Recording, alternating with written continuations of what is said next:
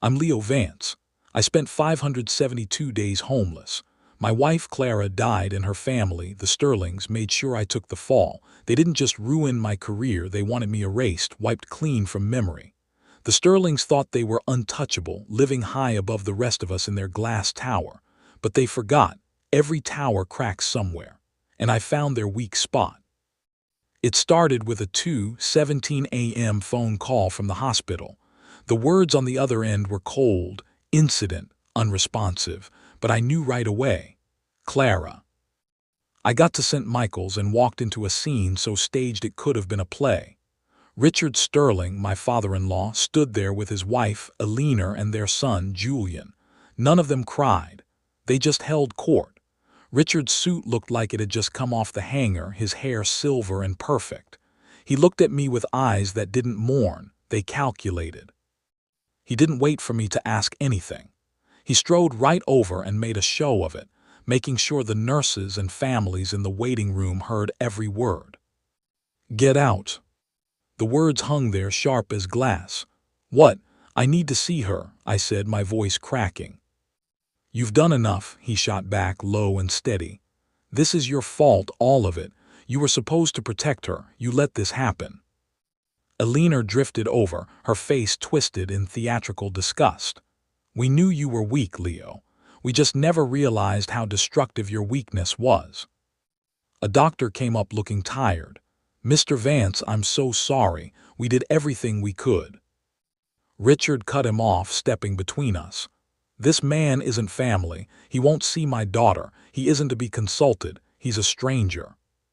He was rewriting everything, erasing me from Clara's life right there in the hospital.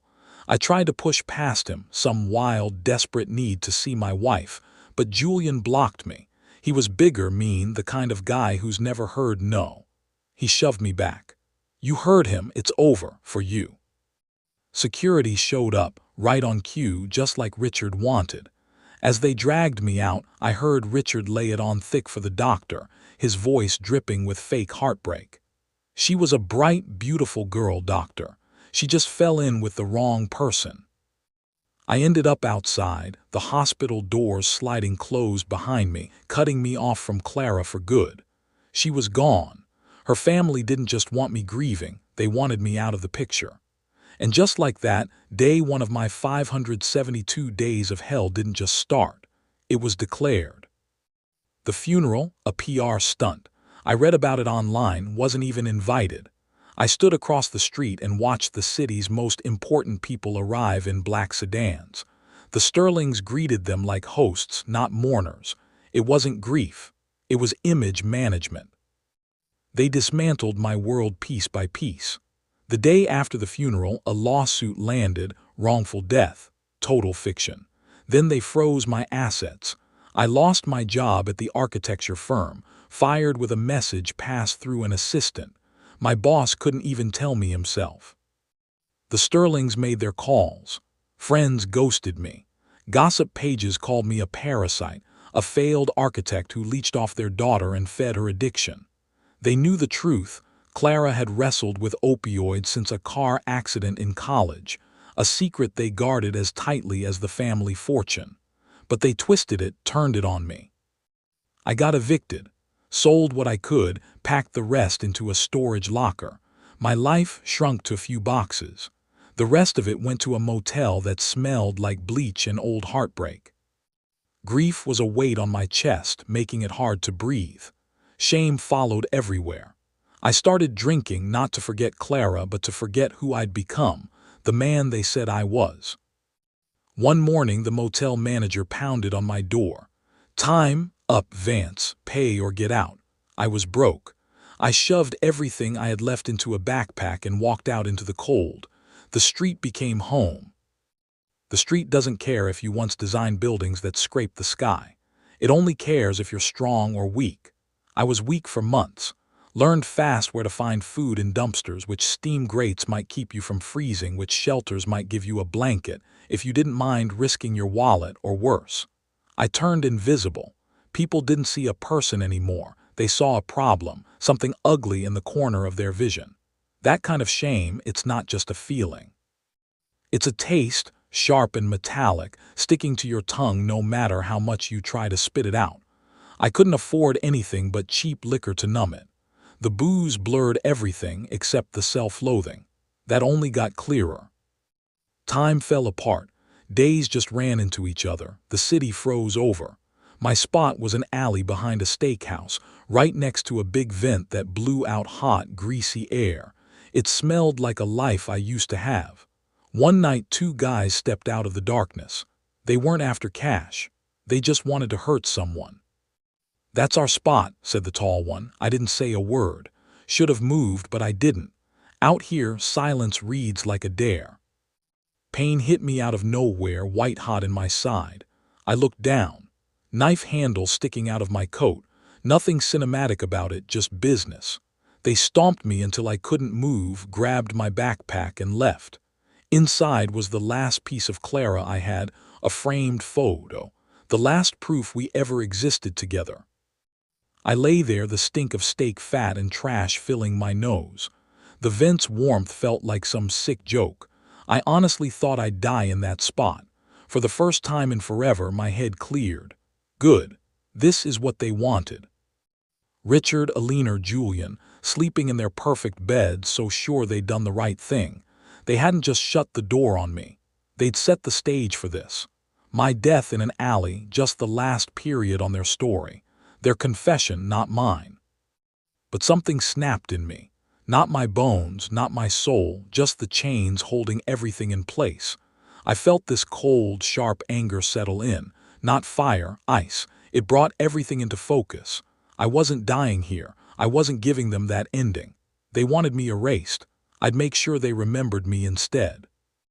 I dragged myself up using a dumpster, blood soaking through my fingers. Every step hurt, but every step was a promise. I stumbled into St. Michael's ER, the same place where my life fell apart and collapsed.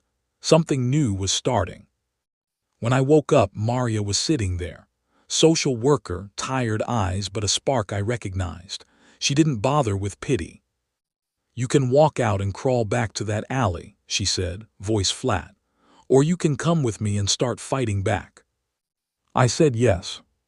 She got me into rehab. No sugarcoating, just hard truth from a guy who'd been there. Sobriety was a war. The grief I'd drowned out came at me with everything it had. This time I faced it. In group therapy, surrounded by people just as broken, I finally said Clara's name out loud. I talked about who she was, what she fought, how she was beautiful and sick and real. I grieved for her, for us. Getting clean sharpened everything. The anger from that alley didn't fade. It settled in, cold and perfect.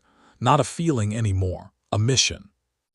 I bought a notebook, found a pen. I was an architect again, but now my only client was revenge. The blueprint, destroy the House of Sterling. I didn't just write names. I mapped out their world, family trees, business ties, pressure points. Richard's pride in his self-made legend.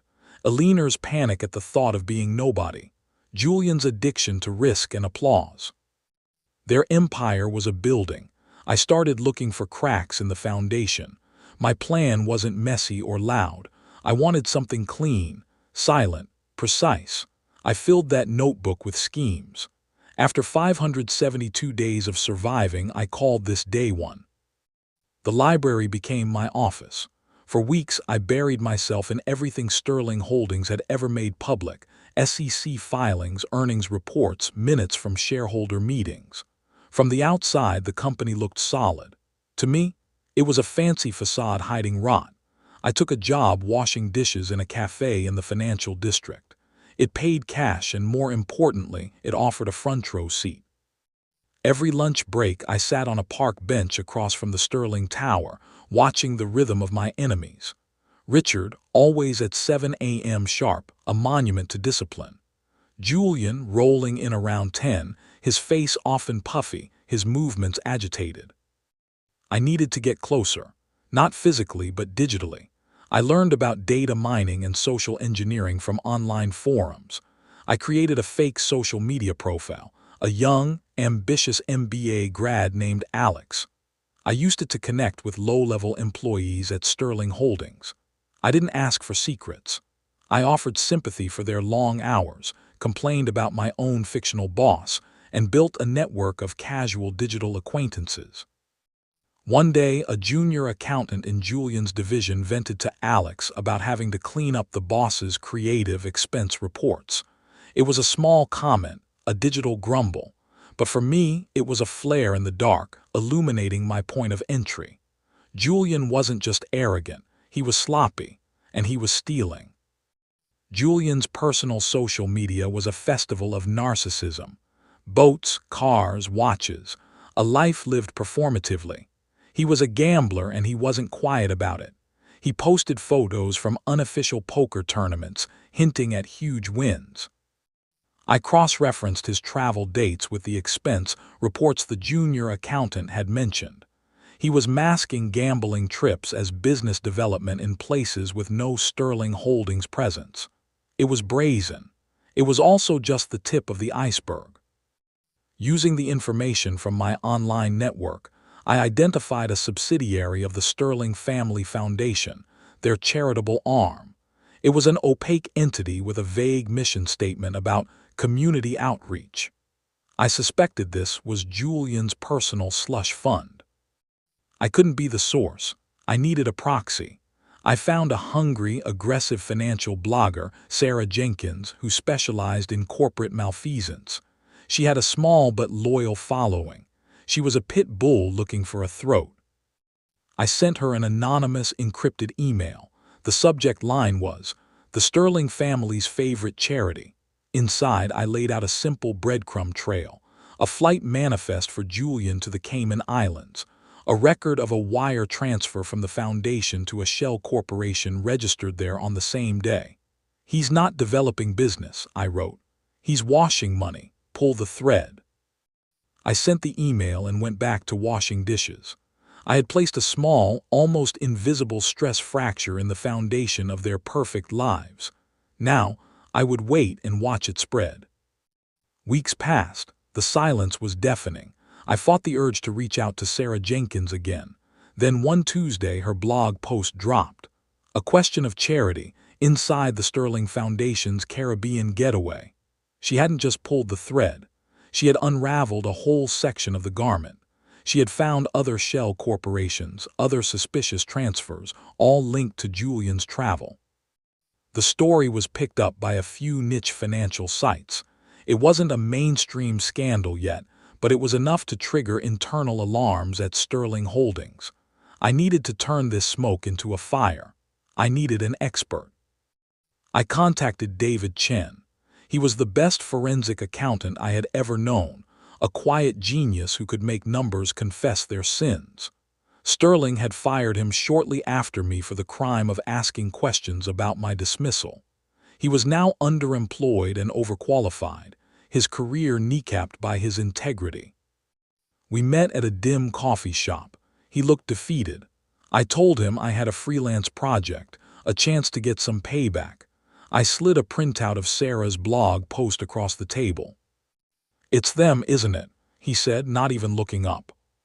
"It is," I said, "and this is just the beginning. I need you to find the source code of the rot, David." He was hesitant. "Leo, they bury people, we both know that." "They buried me. They buried you," I countered, my voice low and intense. "And they buried Clara. Are you going to let them get away with it? I'm not asking you to do this for me. I'm asking you to do it for the man you were before they tried to break you." I pushed a cash-filled envelope toward him. It was nearly every dollar I had. "This is the retainer. Find me the weapon." He stared at the envelope, then at me. A spark of the old, defiant David returned to his eyes. He took the envelope. "I'll do it, but when this is over, you owe me dinner. A good one." David's report arrived a week later. It was a work of savage beauty. Julian wasn't just stealing. He was running a shadow company within Sterling Holdings, using the foundation to launder gambling profits and pay off debts to loan sharks. He had forged his father's signature on dozens of documents. The scale of the fraud was breathtaking, running into the tens of millions. It was enough to trigger a federal investigation. It was enough to send Julian to prison for a very long time. I sent the entire file to Sarah Jenkins. The story isn't the charity, I wrote. The story is a criminal enterprise hiding inside a public company. Take this to the mainstream. This is your Pulitzer. She took it to the Wall Street Journal. The story exploded. Sterling Air AT Center of massive fraud probe. The company's stock nosedived. The board of directors convened an emergency session. Richard Sterling held a press conference, his face a granite mask of denial, but the evidence was irrefutable. His son, his chosen successor, had betrayed him and brought shame upon his name. I watched him on a library computer, the sound turned off. He looked powerful. He looked defiant. But I, the architect, could see the truth. A critical support column had just been shattered. The building was now fundamentally unstable. And I was just getting started. With the Sterlings consumed by Julian's implosion, it was time to attack the central pillar of their mythology, Richard himself. Clara had once told me a forbidden story, a hushed secret about her father's origin. He hadn't built his empire alone. He'd had a partner in his first tech venture, a man named Thomas Finch, the true genius behind the data compression algorithm that had launched Richard's career. Richard had cheated him, pushed him out, and erased him from history. Finding Finch was like hunting a ghost in a pre-digital world. I spent weeks sifting through microfiche archives and old property records. I finally found a trace, a name on a dusty deed in a forgotten corner of rural Oregon. I bought a one-way bus ticket. The man I found was old and weathered, with the clear, piercing eyes of someone who sees the world without illusion. He was weeding a garden when I approached. Thomas Finch. His eyes narrowed. Depends who's asking. My name is Leo Vance. I believe you and I have a mutual acquaintance, Richard Sterling. The name fell like a stone between us. He turned his back. I have nothing to say about that man. He destroyed my life, Mr. Finch, I said, my voice steady. He built his perfect family on the grave of my wife, just like he built his company on your back. I am not here to ask for your help. I am here to offer you a reckoning. He stopped, his hand hovering over a weed. He slowly turned. What kind of reckoning?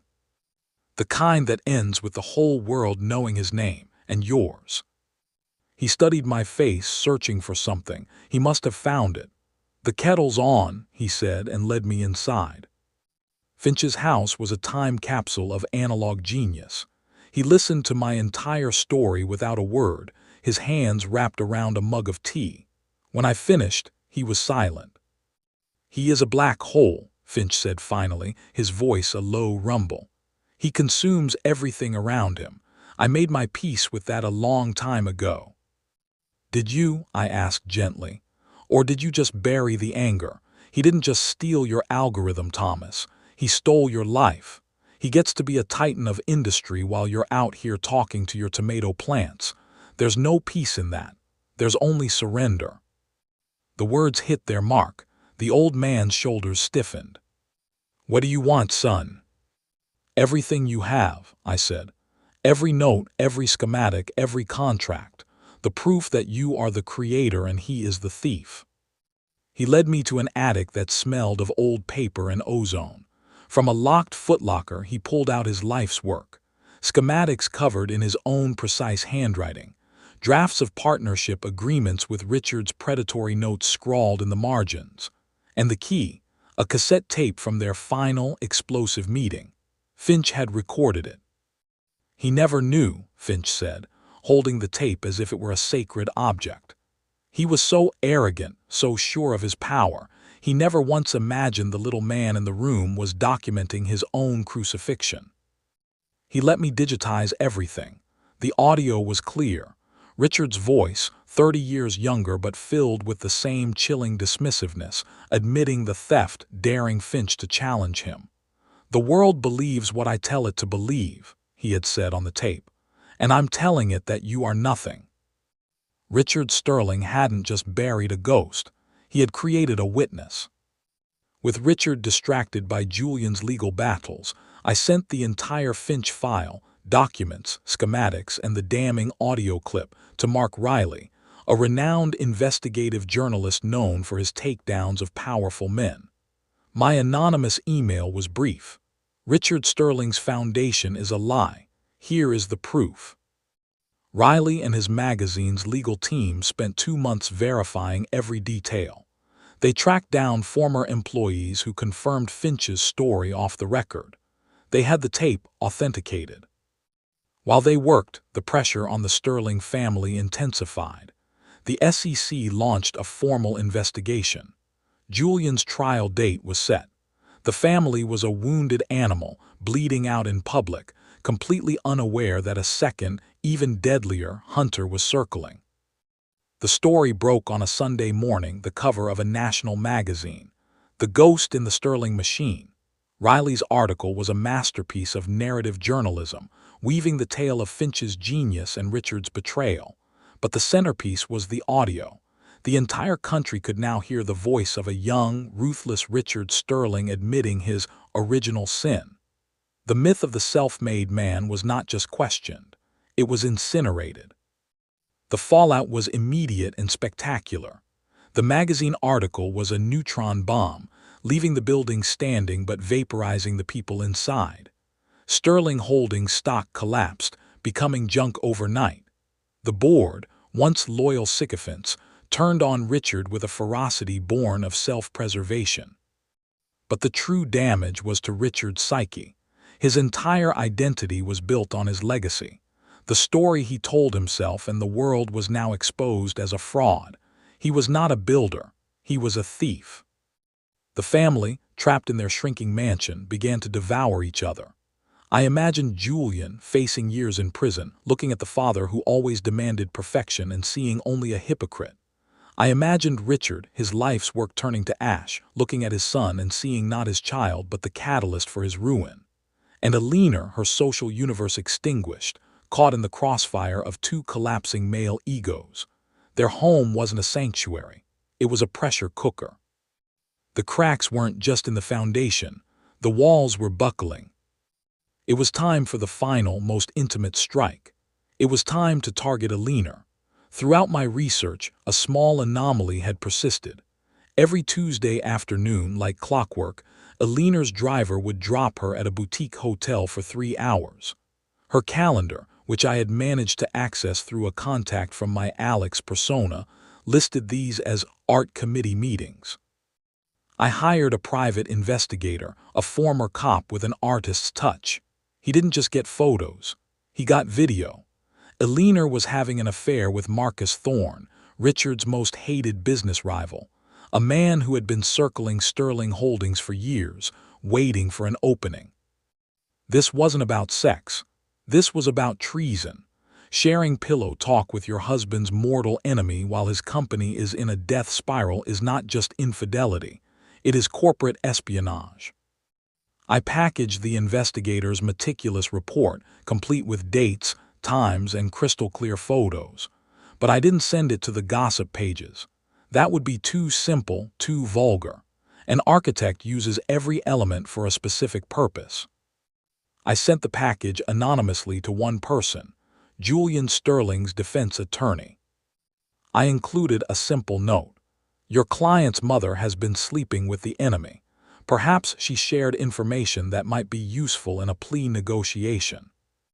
Perhaps she is the real reason the company is so vulnerable. A son shouldn't have to pay for the sins of his parents. I wasn't trying to prove corporate espionage. I was planting a seed of doubt in the mind of a desperate son. I was giving a drowning man a knife and pointing him toward the only other person in the life raft, his father. The effect was better than I could have ever designed. Julian, facing the hard reality of a federal prison sentence, panicked. Armed with the information about his mother's affair, he did the unthinkable. He flipped. He agreed to cooperate fully with the U.S. Attorney's Office in their investigation into Sterling Holdings. His testimony was a firestorm.